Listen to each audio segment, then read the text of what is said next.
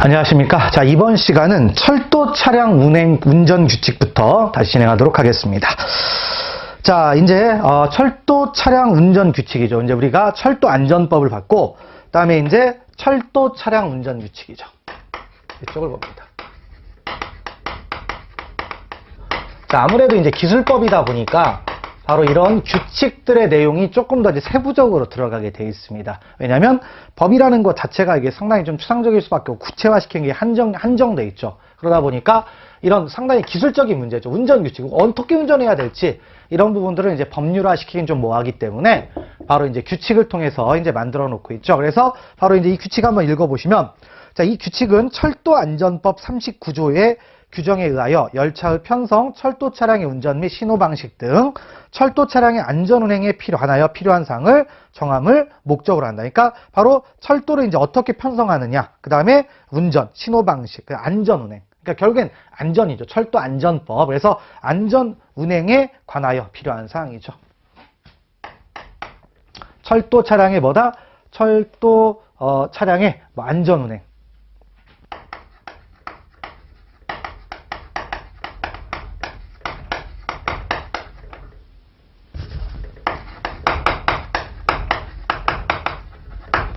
철도 차량의 안전한 안전 운행에 관하여 필요한 사항.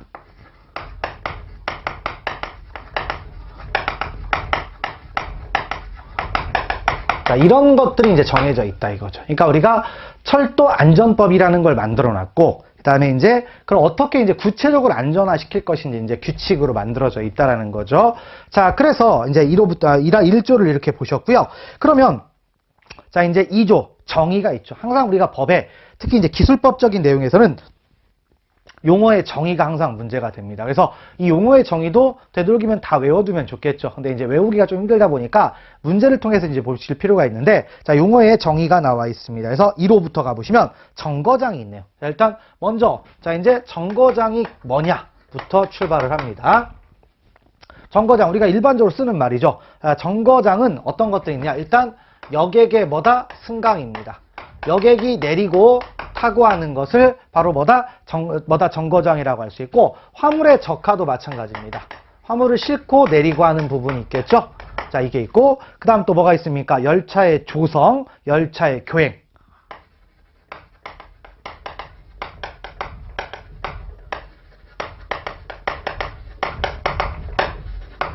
자, 교행, 그 다음에 뭐다? 또는 대피. 그래서 이런 것들을 위해서 뭐다? 바로 사용되는 이런 목적으로.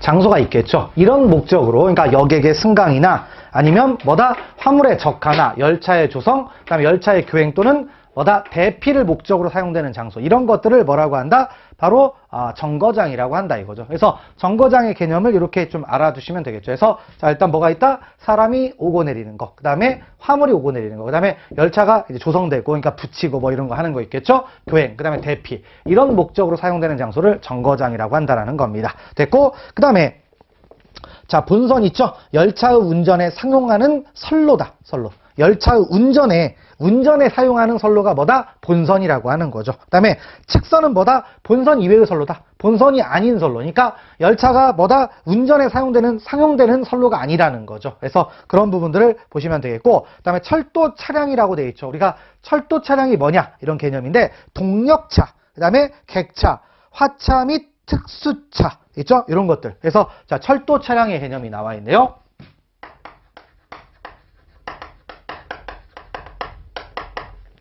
자, 철도 차량은 뭐다? 동력차, 객차.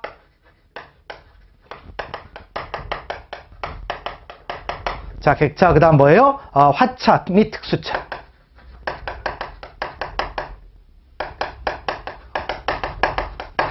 특수차. 이런 것들이 뭐다? 바로 철도 차량이라고 불리우고 있다라는 거죠. 그래서 자, 동력차와 비슷한 표현이 있지만 법적인 용어가 아니면 안 되겠죠. 그래서 기관차. 자, 기관차는 철도 차량의 용어에 들어간다, 들어가지 않는다? 들어가지 않는다라는 얘기입니다. 그래서 자 일단 네 번째 읽어보시면 되겠죠. 철도 차량 읽어보시고 그 다음에 열차 해가지고 있죠. 본선을 운행할 목적으로 조성된 철도 차량이다. 그러니까 철도 차량의 운행에 사용되는 장소를 운행하는 거 이걸 뭐라고 한다? 열차. 그 다음에 차량이라고 하게 되면 구성 부분이 한 량의 철도 차량에서 일단 있죠. 한 량에서 열차 구성 부분이 되는 한 량의, 그러니까 우리가 몇 호차 할 때 뭐 1호차 이런 거 얘기하잖아요. 그래서 그런 게 차량이 된다라는 거고요. 전차 선로에서 뭐 이제 전차 선로 일을 지지하는 공작물 있고요.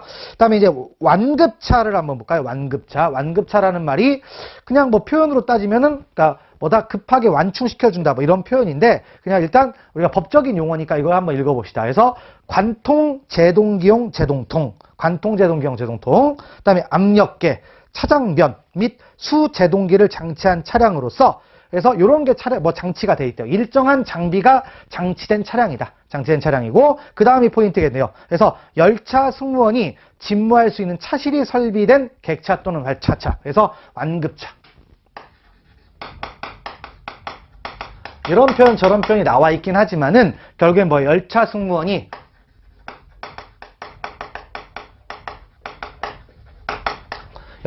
뭐 한다? 직무할 수 있는 차실이.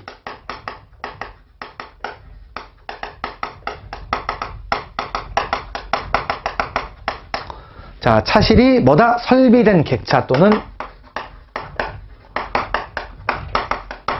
자, 객차 또는 뭐다? 화차. 이런 것들을 뭐라고 한다? 바로 완급차라는 표현을 쓴다 이거죠. 그러니까 결국엔 뭐가 돼요? 철도 승무원, 이 사람 있죠? 열차 승무원이 타서 직무할 수 있는 공간이 있는 곳이라는 거죠. 그래서 이런 설비가 돼 있는 이런 것들을 뭐라고 한다? 바로 이제 완급차라고 표현할 수가 있습니다. 근데 이제 어쨌든 뭐가 들어가 있느냐? 그러면 자, 관통, 제동기용, 제동통, 그 다음에 압력계, 차장변, 그 다음에 수제동기 이런 게 들어가 있다라는 거죠. 근데 자, 후부 방호장치 여기다 써놓을까요? 후부 방호장치.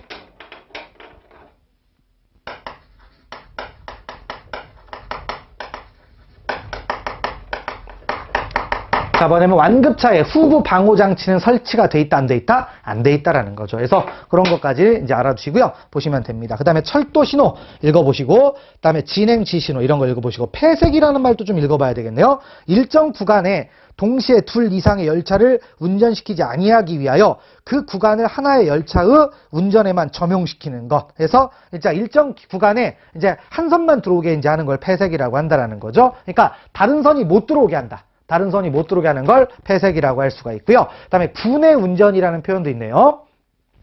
자, 그래서 군의 운전이라 함은 정거장 내 또는 차량 기지 내에서 입판 신호에 의하여 자, 뭐다? 열차 또는 차량을 운전하는 거. 입판 신호인데 입판 신호 밑에다가 입판 신호.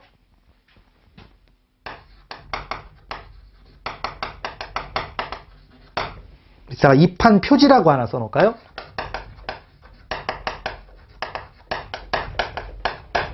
이렇게 하나 써놓고 가시면 되겠습니다. 그래서 자, 군의 운전 어떤 거다? 정거장 내 또는 차량 기지 내에서 입판 신호에 의하여 열차 또는 차량을 운전하는 거. 그리고 이제 밑에 입판 해가지고 있죠? 입판이 뭐다? 사람의 이임에 의하거나 동력차를 사용하여 자, 입판이라는 말 보시는데 입판이라는 말은 뭐예요? 결과적으로 끝에 보면은 자, 뭐다? 차량을 이동, 연결 또는 분리하는 작업.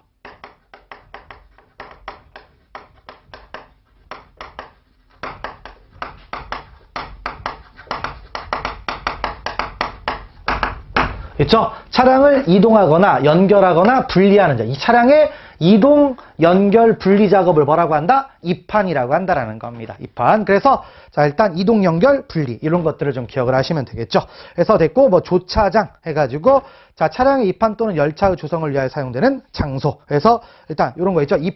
입판을 하기 위해서 이제 사용되는 장소를 뭐라고 한다? 조차장. 이렇게 부르고요. 그 다음에 신호소 해가지고 있네요. 자, 신호소 한번 읽어보시면 상치 신호기 등 열차 제어 시스템을 조작 취급하기 위하여 설치한 장소 나와 있습니다. 그래서 자, 장소 딱 나왔으니까 이런 말이 등장할 수가 있겠죠. 그래서 신호소 밑에다가 정거장 하나 써놓습니다. 신호소 밑에다가 정거장.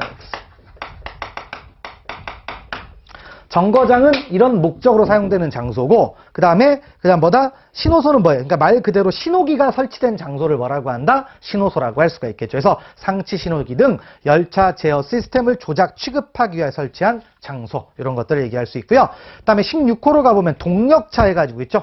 동력이라는 게 뭐다? 이제 열차를 움직일 수 있는 힘을 가지고 있는 거죠. 그래서 기관차, 전동차, 동차 등, 그 다음 체크하시면 동력 발생 장치에 의하여 선로를 이동하는 것을 목적으로 제조한 철도차. 그러니까 동력 발생 장치가 들어가 있는 거죠. 동력차. 그 다음에 위험을 읽어보시고, 그 다음에 무인운전 해가지고 있네요. 무인운전. 그러니까 요즘 무인운전 하는 것도 있습니다. 뭐 인천 지하철이나 이런 데는 무인운전을 하고 있죠. 그래서 무인운전이라 하면 뭐다? 사람이 열차 안에서 직접 운전하지 아니하고, 그 다음 체크하세요. 관제실에서의 원격 조종. 뭐다? 원격 조종. 관제실에서의 원격 조종입니다.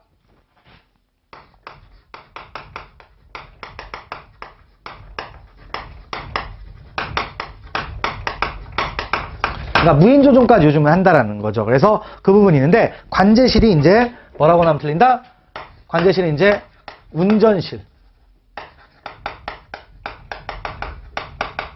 자, 이러면 틀린다라는 거죠. 관제실, 운전실. 그래서 관제실은 이제 중앙 관제 이런 데에서 조정을 하는 거죠. 그러니까 무인 드론 같은 걸 생각을 하시면 되겠죠. 그래서 그런 부분들을 이제 알아두시면 됩니다. 그래서 용어의 정의가 일단 의미가 있겠고요. 그다음에 적용 범위 해가지고 있는데, 자, 일단 철도에서의 철도 차량의 운전의 운행에 관하여는 다른 법령에 특별한 규정이 있는 경우를 제외하고는 이 규칙이 정하는 바에 의한다. 읽어보시고, 그다음에 업무 규정의 제정해가지고, 자, 일단 철도 운영자 또는 철도 시설 관리자는 이 규칙에서 정하지 아니한 사항이나 지역별로 상이한 사항 등 열차 운행의 관리, 안전관리 및 운영에 필요한 세부 기준 및 절차를 이 규칙의 범위 안에서 따로 정할 수 있다. 규정이 안 돼 있으면 다른 걸 정할 수도 있다는 얘기죠. 됐고, 그다음에 2항, 철도 운영자 등이 관리하는 구간이 서로 다른 구간에서 열차를 계속하여 운행하고자 하는 경우에는 철도 운영자 등과 사전에 협의를 해야 된다. 그래서 서로 다른 운영자가 다른 구간이 있다. 그럼 어떻게 된다? 사전에 협의를 하게 돼 있다라는 거죠. 그러니까 예를 들어서 도시철 지하철 공사와 철도 코레일 여기하고 이제 같이 구간이 있으면 이런 건 협의를 한다라는 얘기죠. 읽어보시면 됩니다.